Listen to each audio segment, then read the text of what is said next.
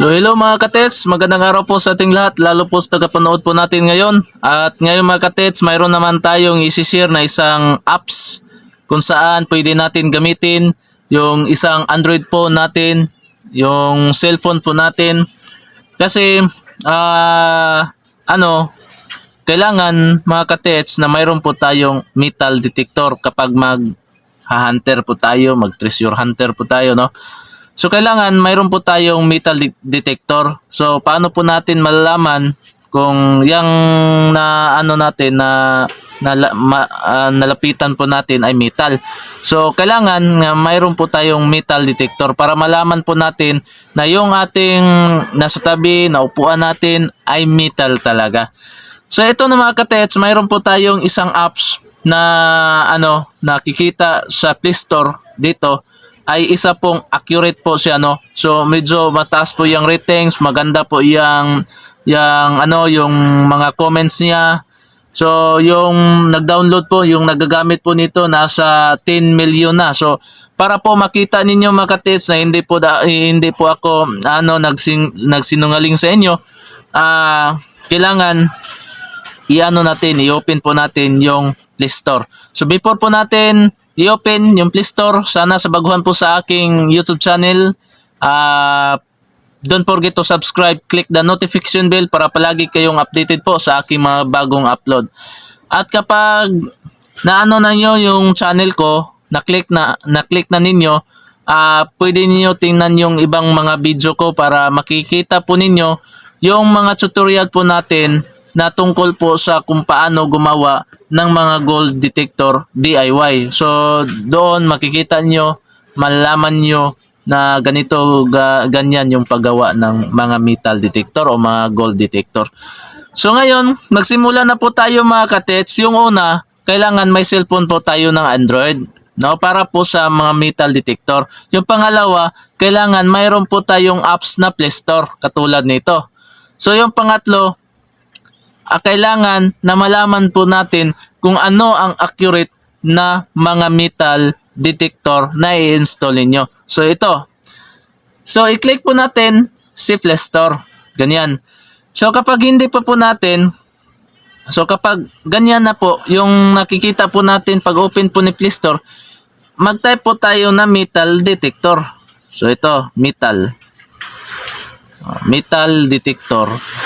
So makikita po natin yung isang metal detector na nasa una, no, tinatawag po metal detector smart tools, no. So 4.4 of 5.5 MB at yung nag-downloads po, yung nagagamit po nito ay nasa 10 million, no. So sobrang dami na po.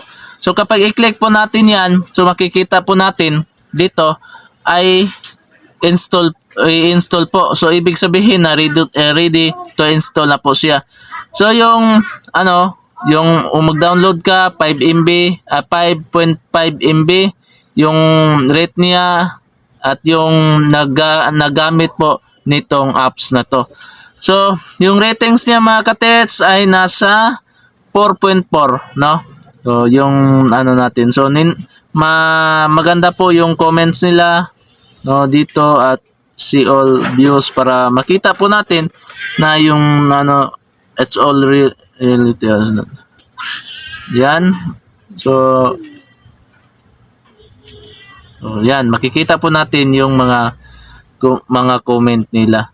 So dito ito na, no, ay install po natin. Yan. So antayin lang po natin na matapos po yung pag-install, no. So sana sa baguhan po sa aking YouTube channel, don't forget to subscribe, click the notification bell para palagi kayong updated po sa aking mga bagong video, yung mga bagong upload na video. At abangan nyo yung mga metal detector na apps na ating i-vlog lahat, no, para malaman po natin kung saan po yung mas accurate, saan po yung mas maganda po gamitin. So nasa inyo na, no, basta ako lang magtuturo sa inyo kung ano ang mga metal detector na mas maganda gamitin. So ito na, natapos na, no. So kailangan po natin ay i-open po natin ito. Yan, open. At dito malalaman po natin na ito IC Smart Tools. So ito na po yung digital tinatawag po natin digital metal detector or magnetic field, no? So dito mayroon po tayong isang relo, no, na gold at ito. So paano po natin gamitin, no, ito. So yung una po natin gamitin ay ito. Kailangan malaman po natin na nagpa-function siya. So yung beeping po niya ay medyo lang siya, mayroong pang beat siya pero hindi po hindi po siya tinatawag dito, hindi po siya mas maingay, no. So kapag ilapit po natin dito, yan, so nakikita nyo yung range niya, yan, no, yan. Medyo kapag malapit po natin siya ay tumaas siya, no. So lalo na kapag ilapit po natin, yan, yan. So ito, so medyo ma-pull po siya lahat, yan, naka-read na po siya. Ibig sabihin na mayroon po siyang na-detect, no, yan, no.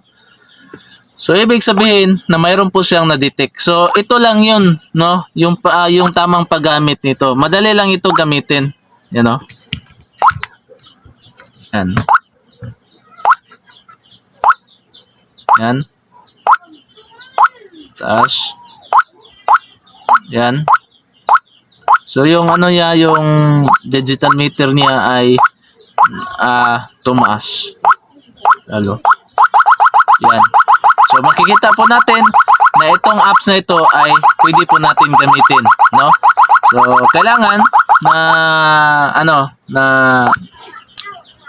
tingnan ninyo yung mga vlogs po natin, no? Para ma-share ko sa inyo kung ano pa yung apps na gusto po nating i-install sa ating cellphone gamit po sa Android, gamit po ng isang metal detector na mas maganda po natin gamitin, no? So yan lang po mga katets, no? So ngayon, at abangan nyo yung ibang video ko, ibang tutorial ko kung paano gumawa ng mga gold detector, mga DIY po natin, at paano po kung ano po yung mga metal detector yung tama po nating gamitin para po sa ating Android phone. Sana sa baguhan po sa aking YouTube channel, don't forget to subscribe, click the notification bell para palagi kayong updated po sa aking mga bagong upload na video. At sana po mga katets, i-share niyo sa mga kaibigan ninyo, no, para matulungan niyo ako mapalago po yung channel po natin. Maraming salamat po sa inyo.